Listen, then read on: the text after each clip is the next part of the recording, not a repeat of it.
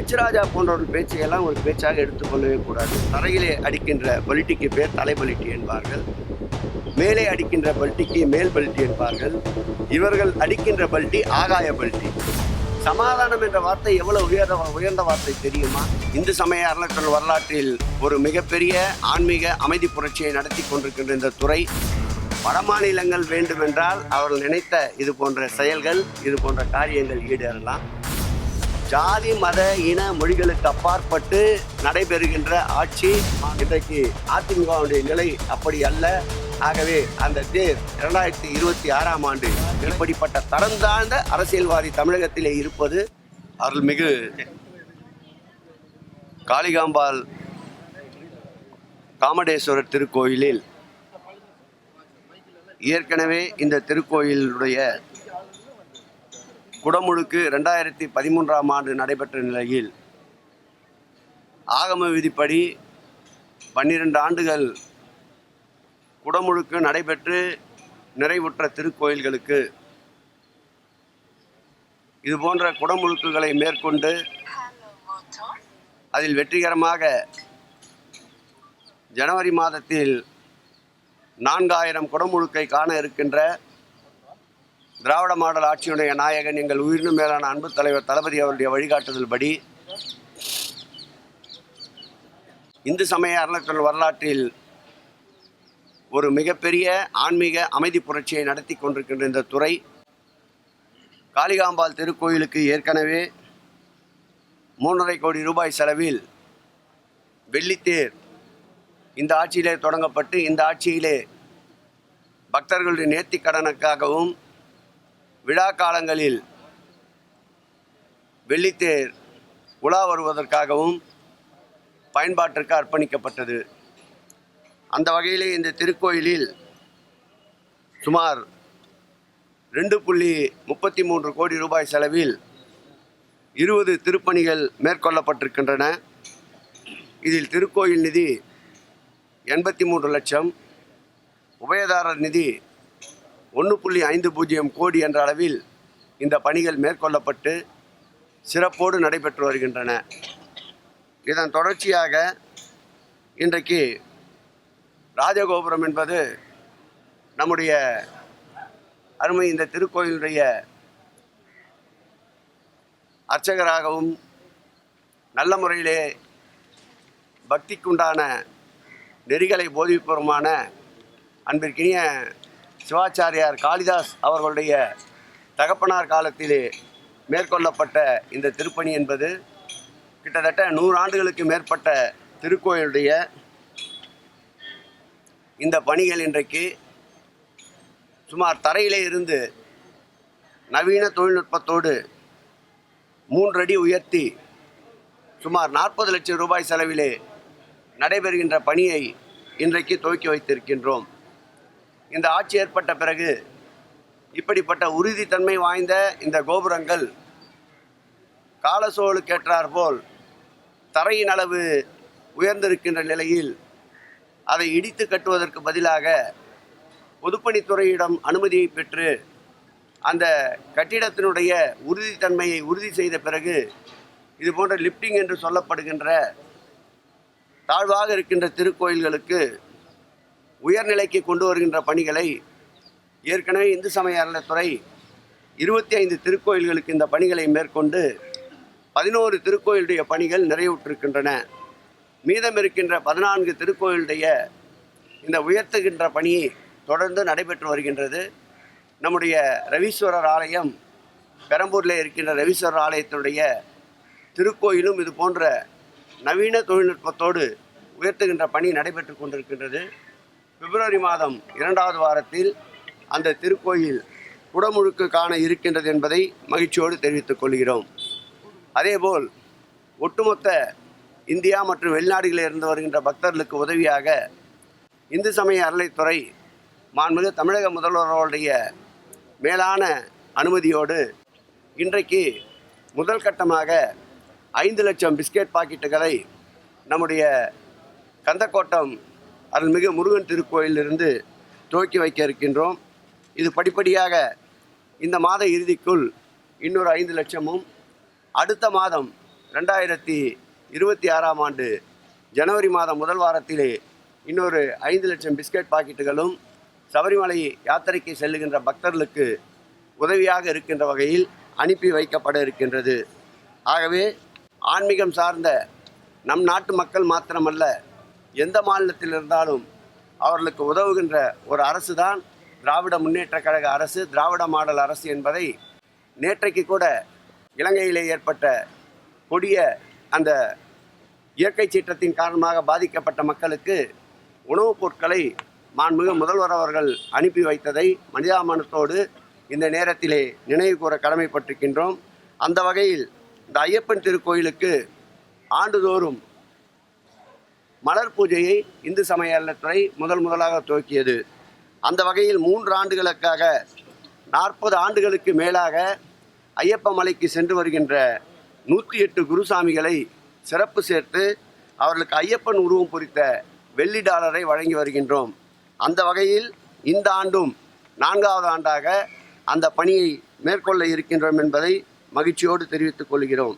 இப்படிப்பட்ட அறம் சார்ந்த பணிகள் தொடருகின்ற ஆட்சியாக ஆன்மீக பக்தர்கள் இறையன்பர்கள் போற்றுகின்ற ஒரு நல்ல ஆட்சியாக எங்கள் மக்கள் பணி அறப்பணி தொடரும் என்பதை மகிழ்ச்சியோடு தெரிவித்துக் கொண்டு இந்த நிகழ்வுக்கு முழுவதுமாக உறுதுணையாக இருக்கின்ற எங்கள் துறையினுடைய ஆணையாளர் அன்பிற்கினிய ஸ்ரீதர் அவர்களுக்கும், அருமையை சகோதரர் நண்பர், இந்த பகுதியுடைய பக்தி மார்க்கத்திற்கு பேருதவியாக இருக்கின்ற காளிதாஸ் சுவாமி அவர்களுக்கும், அறங்காவலர் குழுவுடைய தலைவர் அன்பிற்கினிய பிரம்மஸ்ரீ மோகன் ஆச்சாரி அவர்களுக்கும், அனைத்து பிரம்மஸ்ரீ பட்டம் பெற்றிருக்கின்ற சர்வேஸ்வரன் ஆச்சாரி, ஸ்ரீனிவாசன், ரமேஷ் மற்றும் ராஜேந்திரகுமார் ஆகியோர்களுக்கும், இந்த பணிகளை முன்னின்று தொய்வில்லாமல் நடத்தி கொண்டிருக்கின்ற எங்கள் துறையுடைய இணை ஆணையாளர் அன்பிற்கினிய முல்லை அவர்களுக்கும், அதேபோல் நாட்டிற்கே தேதியை ஜாதகத்தை குறித்து தந்து கொண்டிருக்கின்ற அன்பிற்கினிய வித்யாதரன் அவர்களுக்கும் இந்த நேரத்தில் என்னுடைய மகிழ்ச்சியை பகிர்ந்து கொள்கிறேன். இந்த பணிகளை வேகப்படுத்தி அனைவரும் ஒன்றிணைந்து எவ்வளவு விரைவாக குடமுழுக்கு காணப்பட்டு இந்த கோபுரத்தை 3 அடி உயர்த்துகின்ற பணிக்கு அனைவரும் உறுதுணையாக இருக்க வேண்டும் என்று துறையினுடைய அமைச்சர் என்ற சார்பிலே உங்களை அன்போடு மகிழ்ச்சியோடு கேட்டுக்கொள்கிறேன்.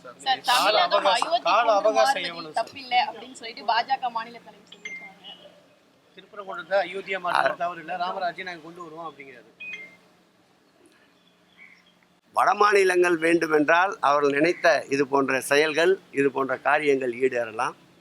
தமிழகத்தை பொறுத்தளவில் நான் பலமுறை சொல்லியதுதான், ஜாதி மத இன மொழிகளுக்கு அப்பாற்பட்டு நடைபெறுகின்ற ஆட்சி மாண்புமிகு தமிழக முதல்வர் தலைமையிலே இருக்கின்ற திராவிட மாடல் ஆட்சி. அவருடைய கனவு பகல் கனவாகத்தான் இருக்கும். இந்த மண் திராவிட மண், ராமானுஜர் வாழ்ந்த மண். ஆகவே இங்கே மத ஒற்றுமை, மத நல்லிணக்கம் பேணி காக்கப்படும்.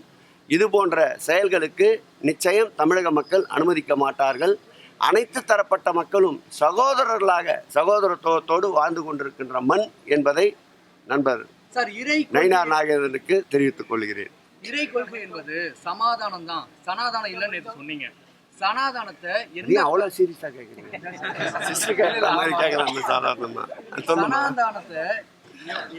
சனாதானத்தை எவ்வளவு காலங்கள் ஆனாலும் அழிக்க முடியாதுன்னு நயினார் நாகேந்திரன். நாங்கள் எதையும் அழிக்க வேண்டும் என்று கூறவில்லை. எந்த ஒரு பொருளையும் மையப்படுத்தி மக்களை பிளவுபடுத்தக்கூடாது என்று தான் கூறுகின்றோம். சமாதானம் என்ற வார்த்தை எவ்வளவு உயர்ந்த வார்த்தை தெரியுமா? சமாதானம் என்பது அனைத்து நிலையிலேயும் மக்களை சமன்படுத்துவது, மக்களுக்குள் பேதங்களை தவிர்ப்பது, உயர்ந்தோர் தாழ்ந்தோர், இட்டார் பெரியோர், இடாதார் இழிகுலத்தோர் என்ற சொற்றொடரை நீக்குகின்றது தான் சமாதானம். ஆகவே சமாதானத்தை போற்றுகின்ற அரசு இந்த அரசு. சனாதானம் மக்களிடையே பிரிவினை ஏற்படுத்துகின்ற போது அதை எதிர்க்கின்ற அரசு இந்த அரசு. மதுரைக்கு திருப்பரங்குன்ற விவகாரத்தில் நாங்கள் பாஜகவுக்கு நட்பு ரீதியாக தான் ஆதரவு கொடுப்போம், அரசியல் ரீதியாக ஆதரவு கொடுக்கணும் திரு முன்னாள் அமைச்சர் திரு செல்லூர் ராஜு சொல்லியிருக்காரு. அதாவது எப்படிப்பட்ட ஒரு முரண்பாடு பார். அந்த காலத்தில் சொல்வார்கள் தரை பலிட்டி என்பார், தரையிலே அடிக்கின்ற பலிட்டிக்கு பேர் தலை பலிட்டி என்பார்கள், மேலே அடிக்கின்ற பல்ட்டிக்கு மேல் பல்ட்டி என்பார்கள். இவர்கள் அடிக்கின்ற பல்ட்டி ஆகாய பல்ட்டி. முதலிலே அந்த கட்சியினுடைய பொதுச் செயலாளர் என்று சொல்லிக் கொள்பவர் இந்த ஒரு நீதிமன்ற நீதிபதியினுடைய தீர்ப்பை அமுல்படுத்த வேண்டும் என்று கூறுகிறார். அடுத்து வருகின்றவர் அன்பிற்கினிய அந்த கட்சியினுடைய ஸ்போக்ஸ் பர்சனாக இருக்கின்ற எங்கள் மாவட்டத்தை சார்ந்த ஒரு முன்னாள் அமைச்சர் அவர்கள் அடுத்து வருகின்றவர் அதில் ஏற்கனவே இருக்கின்ற நீதித்துறை என்ன சொல்லுகிறதோ அதை கையாள வேண்டும், ஒற்றுமையாக இருக்க வேண்டும் என்று சொல்லுகிறார். அடுத்து வருகின்ற அன்பிற்கினிய அருமை அண்ணன் ராஜன் செல்லப்பா அவர்கள் இந்த நிகழ்ச்சியை எதிர்த்து ஒரு விதமான அயோத்தியை போல் கலரம் விளைவிக்கலாம் என்று கருதிய நயினார் நாகேந்திரன் அவர்கள் காவல்துறை நடவடிக்கைக்கு உட்பட்ட போது அவரை சந்தித்து ஆதரவு தெரிவிக்கின்றார். அதே மாவட்டத்தில் இருக்கின்ற முன்னாள் அமைச்சர் அருமையண்ணன் உள்ளதை போல் சொல்லுகின்ற வல்லமை பெற்ற செல்லூர் ராஜு அவர்கள் அது அவருடைய தனிப்பட்ட விஜயம் என்கிறார். அவருடைய நிலைப்பாடு ஒன்று. இப்படி ஆளாளுக்கு ஒரு கோணத்தை நோக்கி பயணித்து கொண்டிருக்கின்ற அந்த இயக்கம், அந்த இயக்கத்துடைய கொள்கை முழுவதுமாக பாரதிய ஜனதாவிடம் அடிமைப்படுத்தப்பட்டு விட்டது. ஊர் கூடி தேர்வித்தால்தான், வடம் ஒழுங்காக சென்றால்தான் நிலையை அடையும். இன்றைக்கு அதிமுகவுடைய நிலை அப்படி அல்ல. ஆகவே அந்த தேர் 2026ஆம் ஆண்டு நிலை அடையாது என்பது இது போன்ற நிகழ்ச்சிகளை சான்று. எதிர்ப்பு தான் தெரிவிக்குது, நிறைய விஷயங்களை மதுரைக்கு எதிர்ப்பா தான் செஞ்சுட்டு இருக்காங்க அப்படின்னு சொல்லி தமிழிசை பேசியிருக்காங்க. மதுரைக்கு துரோகம் விளைச்சிருக்கதா சொல்றாங்க. அவங்க போனியா அவ்வளோமா அவங்க வந்து கந்தன் மலையை படம் நடிச்சிருக்காரு. அது ட்ரையல் ரிலீஸ் சொல்லுமா, கந்தன் மலைன்னு ஒரு படத்தை நடிச்சிருக்காரு. அதோட ட்ரையல் ரிலீஸ் பண்ணியிருக்காங்க. அப்போ வந்து இந்துக்களின் அறத்தை ஒழிக்கும் துறை இந்த துறை சொல்லியிருக்காங்க. அறம் காக்கும் துறை இந்த துறை. இதுக்கு சாட்சியே இன்று காலையிலே நடைபெறுகின்ற இந்த திருக்கோயிலுடைய ராஜகோபுரத்தை உயர்த்துகின்ற பணி. அதேபோல் நாடு முழுவதும் இருந்து வருகின்ற பக்தர்களுக்கு ஏதாவது ஒரு வகையில் உதவ வேண்டும் என்ற நோக்கத்தோடு 5 லட்சம் பிஸ்கட் பாக்கெட்டுகளை இன்றைக்கு கேரளா மாநிலத்திற்கு அனுப்புகின்ற இந்த துறையை அறம் சார்ந்த துறை என்று சொல்வதுதான் சாலச் சிறந்தது. அறம் என்பது கூற்று பொய்க்க வேண்டும் என்பதற்காக அவர் நடத்துகின்ற கபட நாடங்களை மக்கள் நன்றாக அறிந்திருக்கின்றார்கள். எச் ராஜா போன்றவர்கள் பேச்சையெல்லாம் ஒரு பேச்சாக எடுத்துக்கொள்ளவே கூடாது. ஒரு நிலையில் பார்த்தால் நீதிபதிகளை தன்னுடைய தலைக்கு மேலே இருக்கின்ற பொருளை மையப்படுத்தி பேசுவார். ஒரு நிலையிலே பார்த்தால் நீதிபதிகளை ஆதரித்து பேசுவார். ஒரு நிலையிலே பார்த்தால் அரசு அதிகாரிகளை காலணிக்கு ஒப்பிட்டு பேசுவார். இப்படிப்பட்ட தரம் தாழ்ந்த அரசியல்வாதி தமிழகத்திலே இருப்பது எங்களை போன்ற நேர்மையான நல்லொழுக்கத்தோடு அரசியல் செய்பவர்களுக்கு ஒரு சாபக்கேடாக கருதுகிறோம். சொல்லியாச்சு, உனக்கு எவ்வளவு பெரிய ஒற்றுமையா இருக்கும். திருப்பரங்குன்றம் மலையை பொறுத்த வரைக்கும் அனைத்து மக்களும் ஒற்றுமையா இருக்கும். ஆனா வெளியிலிருந்து வரக்கூடிய ஆட்களாலதான் இவ்வளவு பெரிய பிரச்சனை உருவாகுன்னு சொல்லி அங்க இருக்கக்கூடிய மக்கள் சொல்றாங்க. அது நீங்க தந்தி டிவி நான் மறுபடியும் அது நல்லா பிரசுரிக்கணும். உண்மை அதுதானே. அங்கு பார்த்தால் இந்த பிரச்சனை அவர்கள் கையில் எடுத்த பிறகு கிரிவலம் என்பது அன்று தொட்டு இன்று வரையில் நடந்து கொண்டே இருக்கின்றது.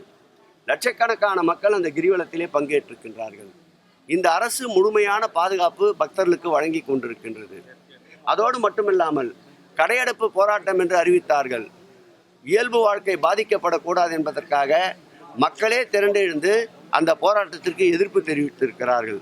ஆகவே வெகுஜன விரோதி பட்டியலில் இடம்பெற்றுக் கொண்டிருக்கின்ற தமிழகத்திலே இருக்கின்ற பாரதிய ஜனதா இதன் பிறகாவது விழித்துக் கொள்ள வேண்டும். நிறைய சொல்லிட்டோம். உறுதியான கேள்வியா இருக்கட்டும்.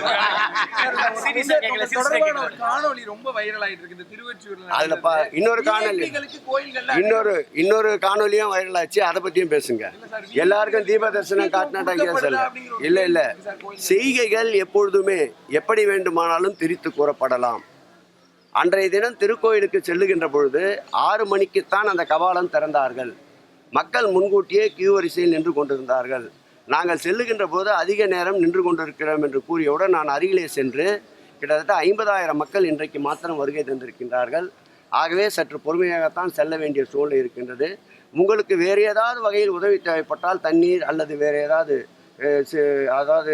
இயற்கை உபாதைகள் கழிப்பதற்கு வேறு ஏதாவது மருத்துவ வசதிக்கு தேவைப்பட்டால் அல்லது பசி போன்ற மயக்கங்கள் இருந்தால் சொல்லுங்கள், அதற்கு உதவி செய்கிறோம். முடியவில்லை என்றால் வாருங்கள், நான் கூட உடன் அழைத்து செல்கிறேன் என்று தான் கூறினேன். திரித்து கூறுவது அங்கொன்றும் இங்கொன்றும் வெட்டி பிட்டாக வெட்டினால் என்ன வேண்டுமென்றாலும் செய்யலாம். இன்றைக்கு வளர்ந்துவிட்ட விஞ்ஞான யுகத்திலே திருக்கோயில்களை பொறுத்தளவில் விஐபிகள் தரிசனம் அது இது என்பது அவர்களுடைய பணி நிமித்தத்தை பணியினுடைய அவர்களுடைய தேவைகளை ஏற்ப இந்த சூழல் அமைகின்றது. இதை முழுமையாக ஊடகங்கள் தான் நெகட்டிவாக வந்த விஷயத்தை பற்றி பேசுகின்ற பொழுது பாசிட்டிவ் விஷயங்களையும் எடுத்துக்கொள்ள வேண்டும் என்று அன்போடு கேட்டுக்கொள்கிறேன். குறைகள் இருந்தால் சுட்டிக்காட்டுங்கள். நிச்சயமாக அதற்காக நாங்கள் வருத்தப்பட மாட்டோம், கோபப்பட மாட்டோம். அந்த குறைகளை நிறைகளாக்குவதற்குண்டான பணிகளை நாங்கள் மேற்கொள்வோம். நேற்றைக்கு கூட எவ்வளவு பெரிய நிகழ்ச்சி, காஞ்சியிலே இருக்கின்ற சின்னவாள் அவர்கள் சுமார் 33 கிலோ உயரம் கொண்ட 24 அடி உயரம் கொண்ட தங்கத்தேரை ஒப்படைத்தார். அவரோடு இணைந்து நானும் அந்த தங்கத்தேரை ஒப்படைப்பதற்குண்டான பணிகளை மேற்கொண்டோம். கிட்டத்தட்ட 6 கிலோமீட்டர் அந்த தங்கரதம் ஊர்வலமாக கொண்டு வரப்பட்டது. 1.5 லட்சத்துக்கும் மேற்பட்ட மக்கள் அதை கண்டு தரிசித்தார்கள். சிறு அசம்பாவிதம் இல்லை. அதேபோல் நீங்கள் கூறிய திருவொற்றியூருடைய அந்த தீபத்திற்கு திறக்கப்படுகின்ற ஆதிபுரீஸ்வரர் கபாலம் திறப்பு நிகழ்ச்சியில் 3 லட்சம் பேர் மக்கள் பயன்பெற்றிருக்க பக்தர்கள் தரிசனம் மேற்கொண்டிருக்கின்றார்கள்.